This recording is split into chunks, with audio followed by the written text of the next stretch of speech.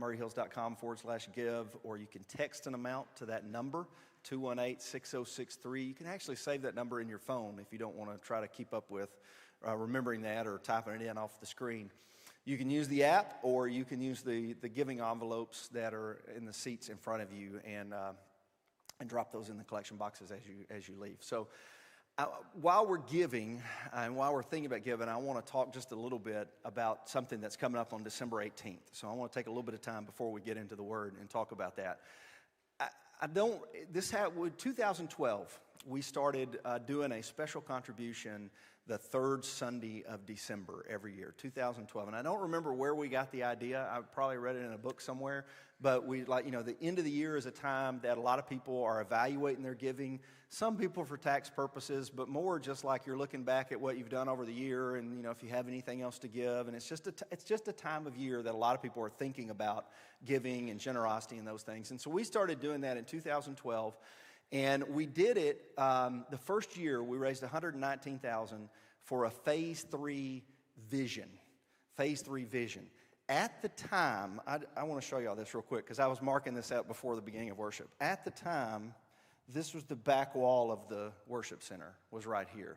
And we had a backstage area. So the baptistry was about right in here, and the front of the stage was right here.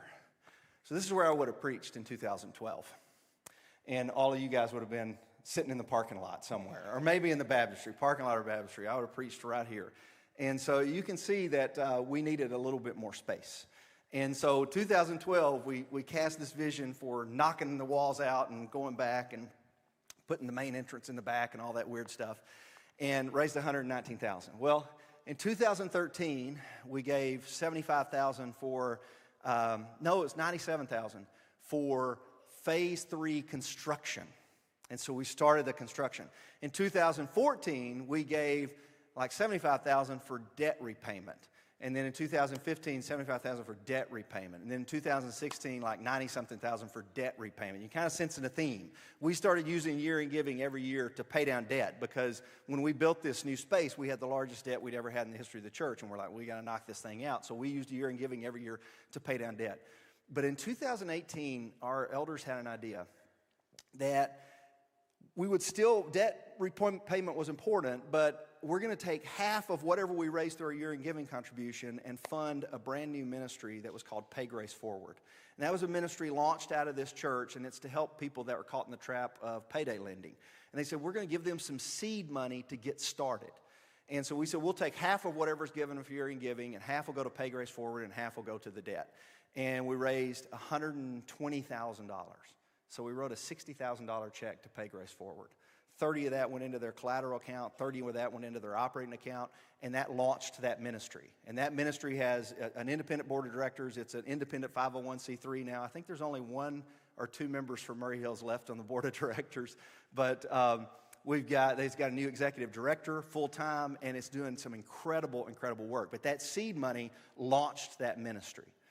And so then this was 2019, we said, let's don't put anything on the debt. Let's take all of the year-end contribution and just split it between some nonprofits. We're going to give some seed money to Crossroads to Home, which was a new ministry in town addressing homelessness. And they were just getting started, just had a board director, really hadn't had a formal fundraiser at that point. And we said, we'll give half to them, and then we'll give half to Belize, because they were trying to build a new church building in Belize, and our church is heavily invested in that ministry. So we raised $130,000, and we gave $65,000 to Crossroads to Home. We surprised them with a check, if you remember that. We surprised them with $65,000 to start that ministry, and now the board of directors, they got a permanent location. I don't know if they got a full-time executive director or part-time, but I know they got an executive director, and they're up and running, and they're going. And we gave money to Belize, and Belize has started that church building. And so we were like, this is fun.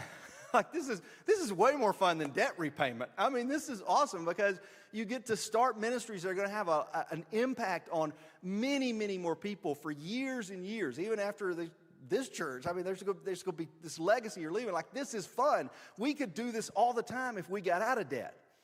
And so in 2020 and 2021, we returned to debt for just a couple of years to let's just knock this debt out so that we can use year-end giving every year to fund new ministries or whatever it is that we need it for. We're just going to leverage the giving power of this church to make a difference in this community. And so that's what we did, and we got out of debt in 2021. But I was just looking at all that. I'm a numbers guy, okay? So I like numbers and charts and all that. And I was looking back at all that, and I was just amazed at what God has done through the generosity of his people through one contribution.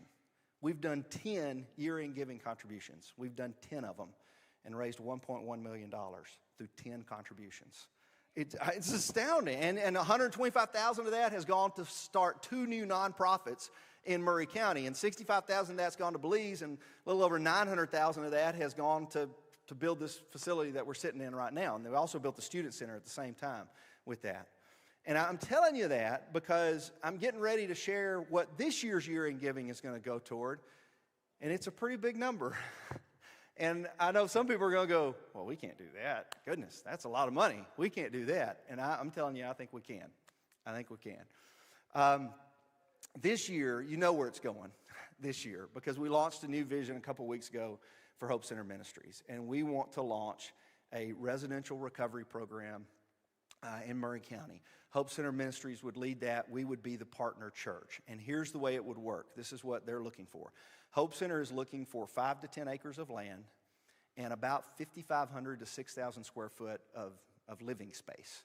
They could buy an existing home and remodel it, which they've done in a lot of towns, or they could build a new center. But you can do the math in Murray County, 5 to 10 acres, 5,500 square foot. It's going to be somewhere north of $1 million that it's going to take to get this off the ground. Now, we're not going to assume any debt because Hope Center is going to assume the debt. They're the ones that are going to finance in this. What our church's responsibility is to raise the down payment and to raise enough money to purchase 2 15-passenger vans and to raise enough money to go ahead and hire the initial staff before they're up and running so that you got a local director on the ground that could go ahead and get things going. That's going to be a $260,000 check that we're going to write to Hope Center. That's what we've committed to, and that 100% of that's going to go down payment on the note, the 15-passenger vans, and the local staff. $260,000. Now, our elders have already given 10, so we've got some cash reserves because once we got out of debt, we started building up some cash reserves. You know why you do that? You don't spend it. Once you get out of debt, you don't spend everything because that's how you get back in debt. You got to start building up some savings so that when the HVAC unit breaks and the roof is leaking or whatever, you got some savings to fall back on. So we've built up a little bit of cash reserves, and we went ahead and cut a $10,000 check just to say we're committed to this, we're on board. You know, let's start building, let's start purchasing whatever it takes. So we've got to raise $250,000, and we've never raised that much through year-end giving. So the elders have already kind of looked and said, well, we could allocate maybe 50 more, maybe 100 more. I haven't even talked about this with them. I changed my goal on the way here to church because originally I was going to tell you we need to raise $150,000. And I think we could get there because last year we did 135, so 150, that's not that much more. But on the way here I thought, well, you don't have because you don't ask. Somebody said that.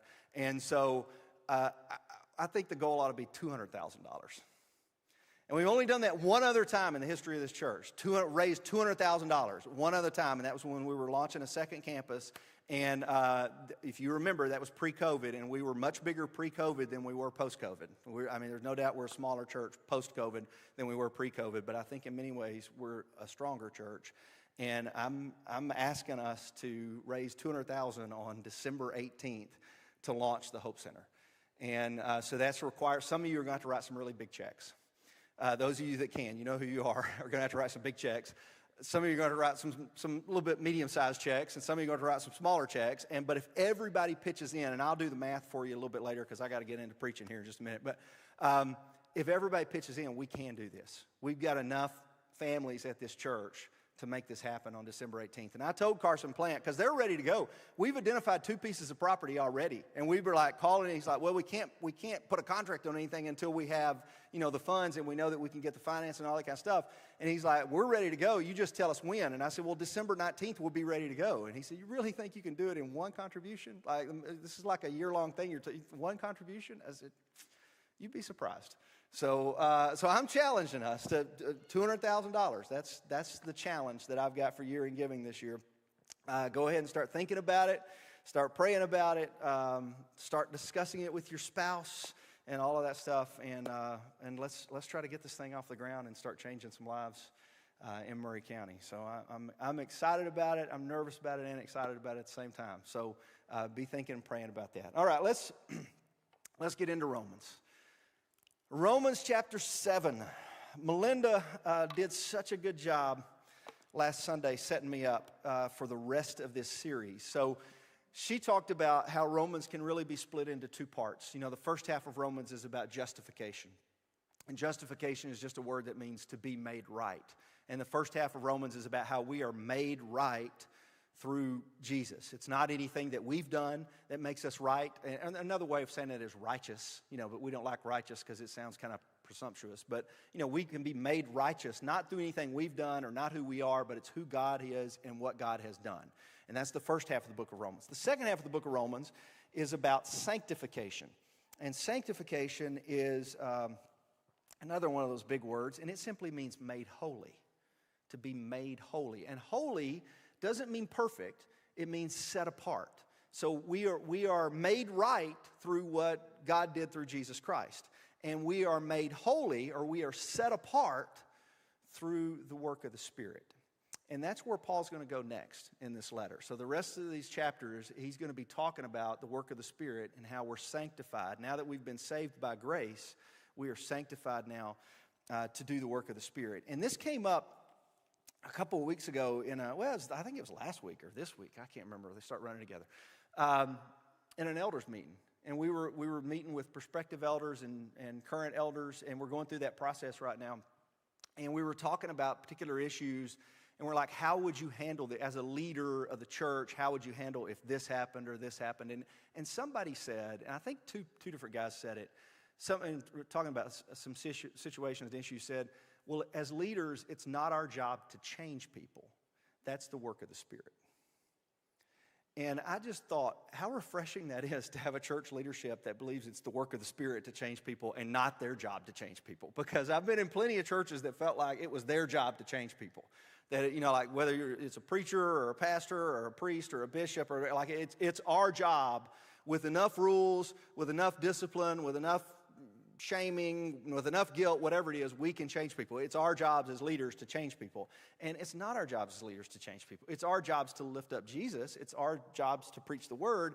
It's our jobs to create an atmosphere for the Spirit to work. But it is the Spirit's job to change people. And the Jewish believers in Rome felt like they could change people. They were pretty confident that they could change people. And the thing that they thought they could change people with was the law. And Paul spent like 160 different verses saying, no, you're not changing anybody by the law. You're not any better because you have the law than those who don't have the law. And so he's been trying to tell them all throughout this first half of the book that you are not justified by the law. You're justified by faith. The law has not changed you. And he says that you have died to the law. You have died to the law, and you're now bound to Christ. And so in chapter 7, he kind of uses an illustration. The first 4 verses are an illustration of what he said at the end of chapter 6. So chapter 6, you're no longer a slave to sin, but you're a slave to God. And so he gives an illustration of what that looks like at the beginning of chapter 7. I want to start reading in chapter 4. So verse 4. So chapter 7, verse 4, I want to start reading there. He says, so, my brothers and sisters, you also died to the law through the body of Christ that you might belong to another, to him who was raised from the dead, in order that we might bear fruit for God. For when we were in the realm of the flesh, the sinful passions aroused by the law were at work within us, so that we bore fruit for death. But now, by dying to what's once bound us, we have been released from the law so that we serve in the new way of the Spirit and not in the old way of the written code. And that's the summary of everything he said to this point. We now serve in the new way of the Spirit and not the old way of the written code. And, you died to sin Jesus did this for you. This is what Jesus did for you through his sacrifice. You're called to live according to the Spirit, which is the process of sanctification. That's what the Spirit's at work, making us holy, making us more Christ-like. We're living according to the ways of God rather than the ways of sin. And it's pretty straightforward.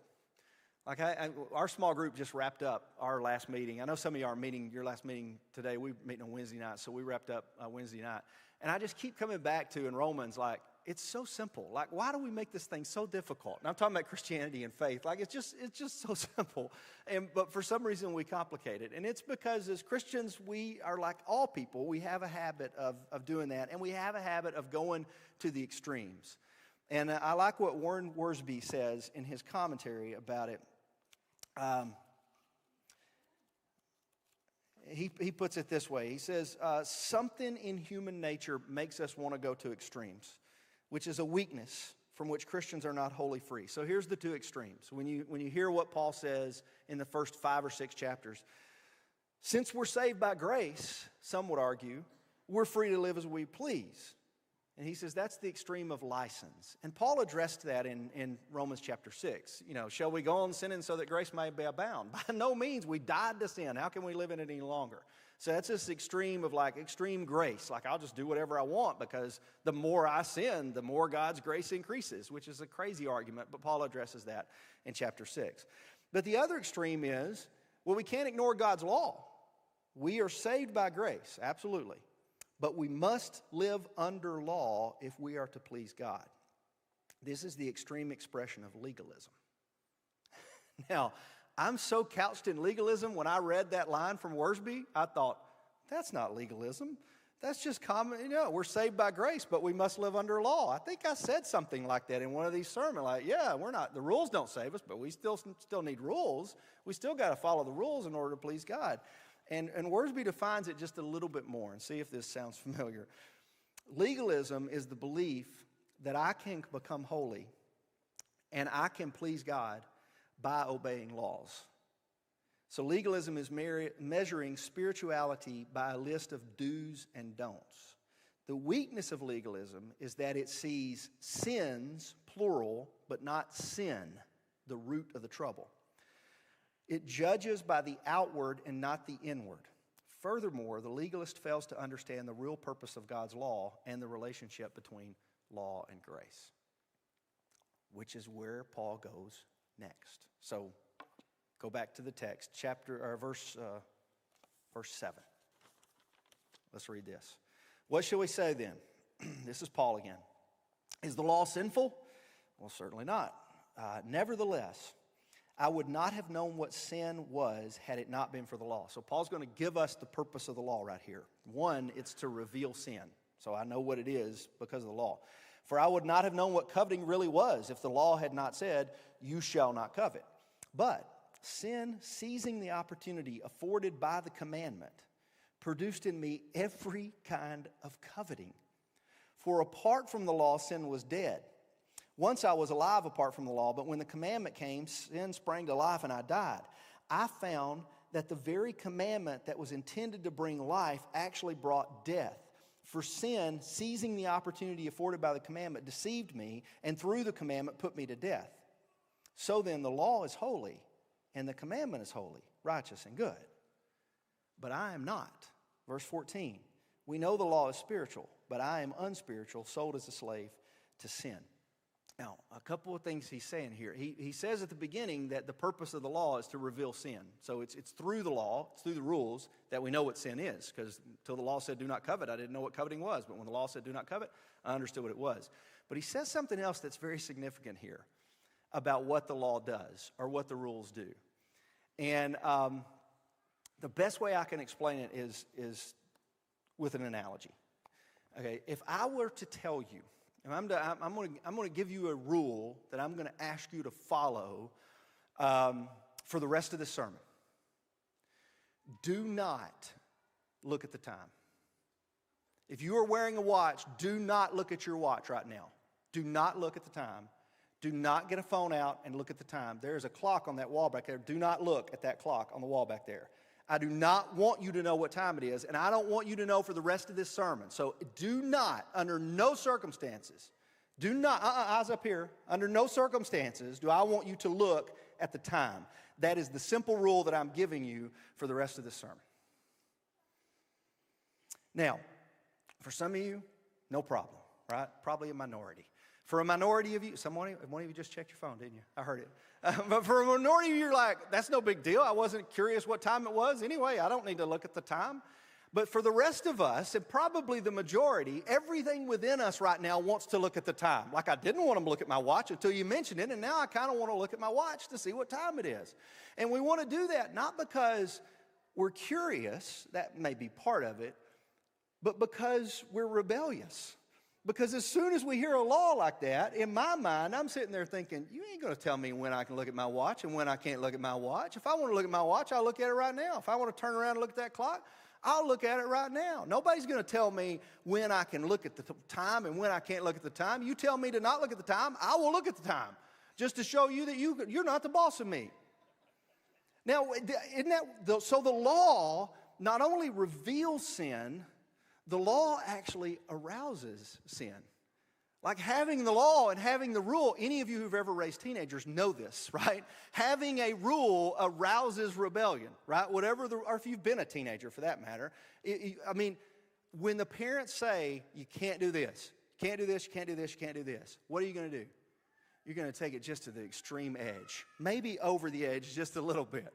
But you're going because that's what do we call it? We call that rebellion, right? That's what you do. You rebel against whatever rules your parents have. I mean, this is not just teenage, actually. This is kids. Like when Hallie, I wasn't going to say her name. I was just going to say one of my kids. But when Hallie was a toddler, I remember, I don't know what I was telling her not to touch, but I remember the look on her face because I was looking at her face. I was looking at her and she was looking at me, and I was like, do not touch that, Hallie. Do not touch it. And she just looked at me and looked straight in my eyes and went, and touched it. Like, just, I dare you to do something about it, which I did, do something about it. But that's defiance, that's rebellion. But the only reason she wanted to touch it is because I was telling her not to touch it. And that's one of the things that the law does. It arouses sin within us. So legalists think that by a multitude of rules, we're going to save ourselves. The more rules we have, the more people are going to be in line. But the more rules we have, the more we want to rebel against them.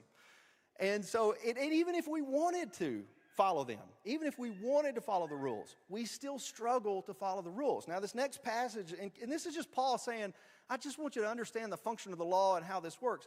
This next passage right here is probably the most encouraging and the most depressing part of the letter. And of Romans chapter 6, I've probably preached on this one more than any.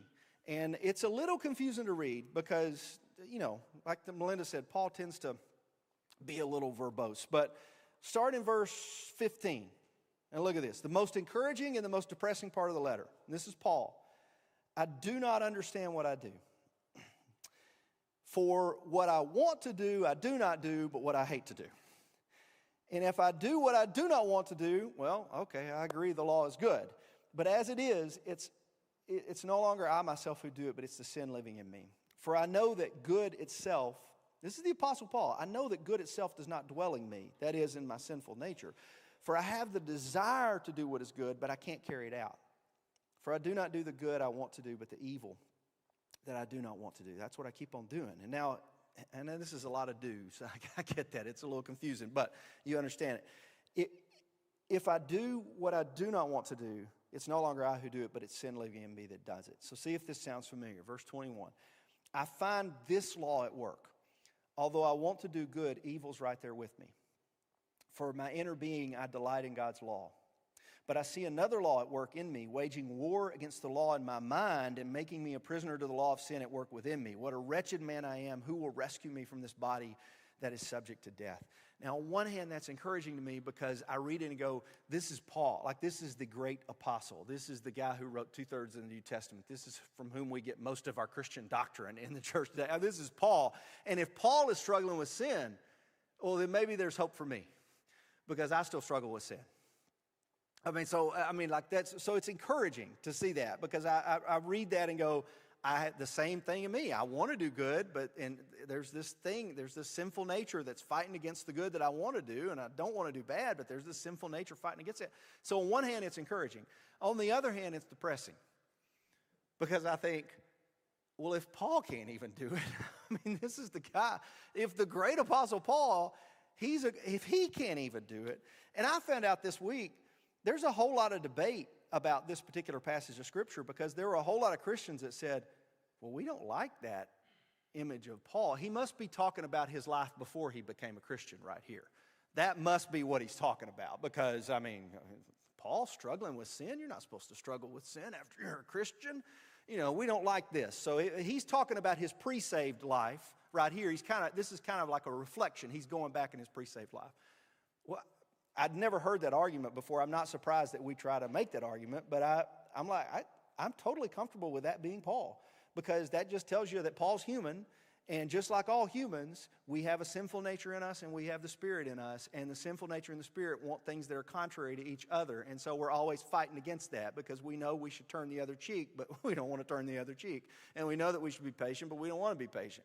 And we know that we should love our enemies, but we don't want to love our enemies. And so we're constantly fighting against that. And it's the little angel and the devil, and that's in the cartoons. It's very similar to that. And he just says, what's going to save me from this? Like if this is the situation, that's why it's depressing to me. If this is the situation, what will save me from this? But understand that is a rhetorical question. Paul's not asking a question that he doesn't know the answer to. He knows the answer. And take a look at verse 25. He says, thanks be to God who delivers me through Jesus Christ our Lord.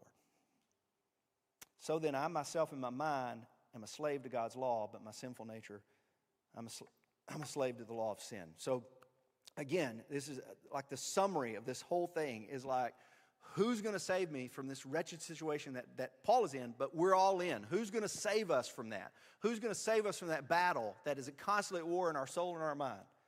Jesus Christ saves us from that. And Jesus is the only one who can save us from that. More rules can't save us from it. More morals can't save us from it. More church can't save us from it. More Bible study can't save us from it.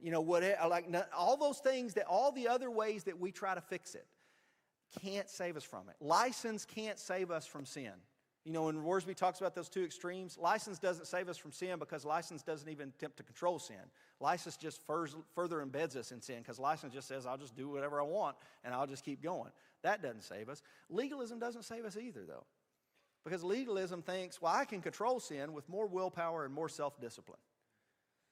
But none of us have as much willpower or self-discipline as we think we do. And even if we did, we still ain't Jesus. So we still can't save ourselves. And so what Paul's saying here is that Jesus is the only one that has the capacity to do this. Jesus is the only one who can save us. And thanks be to God that he does deliver us. I keep thinking about, and I think I got this. Do I have this slide up there, Noah, about the I can't, God can? I may not have because I don't know if I saw it before church. You remember when Jeff was talking about Hope Center and he gave the little 3-point summary of recovery? And this is from Celebrate Recovery, so I don't know that this was original to Jeff. But the 3-point summary of recovery was, I can't, God can, so I'm going to let him. And I'm like, that's the summary of Romans. Romans 1 through 3, Paul has clearly said, I can't, and you can't either. That's the summary of Romans 3. I can't, and you can't either. For all have sinned and fall short of the glory of God. Romans 3 through 6, maybe 3 through 7, is God can. But all are freely justified through the grace that comes through the redemption of Jesus Christ. So God can, and God does. And then the rest of the book is, why don't we let him? So Romans chapter 8 gets into what it looks like to live life through the Spirit. Once you realize that I can't and God can, why don't I let him? What does it look like to live out letting God take control? What does it look like to live out letting God guide my ways, guide my thoughts, guide my attitude, guide my actions, guide my words? What does that look like? And so I'm going to encourage you to read that chapter 8. That's where we're going to go next Sunday. And it's a long chapter. I'm just looking at that. But we got chapter 8, 1 through 39. Read that sometime this week. It's a good reading for Thanksgiving, but it's also a good reading for the first Sunday of Advent because we're going to be talking about hope and what that looks like. So I'm going to say a word of prayer for us, and and we'll wrap up. Let me pray. God, I'm thankful for the honesty of Scripture right now. I'm thankful that, you inspired Paul to write what he did in Romans 7 so that we don't have this perception of he's perfect, because he's not perfect. And no church leader is perfect. And none of us are perfect. And that's why we need you. And that's why we need your son, Jesus. And I pray that we would always remember that. And we would always center ourselves in that. And we would always be humble enough to confess that it's not what we do. It's not the good that we do. It's not the bad that we do that determine our standing with you. It's what we do with Jesus that determines our standing with you. And if we have surrendered our lives to Jesus as our Savior, then we're made right in your eyes. And we're thankful for that. And I also pray for that process of sanctification, of being set apart, that I pray that you allow the Spirit to work into our lives and you allow the Spirit to work through this church so that we may be set apart for your purposes and for your glory. And it's in the name of your Son, Jesus, I pray these things. Amen. All right, you guys have a great rest of the day, and I will see you next Sunday or in a couple hours if you want to come help us decorate for Christmas.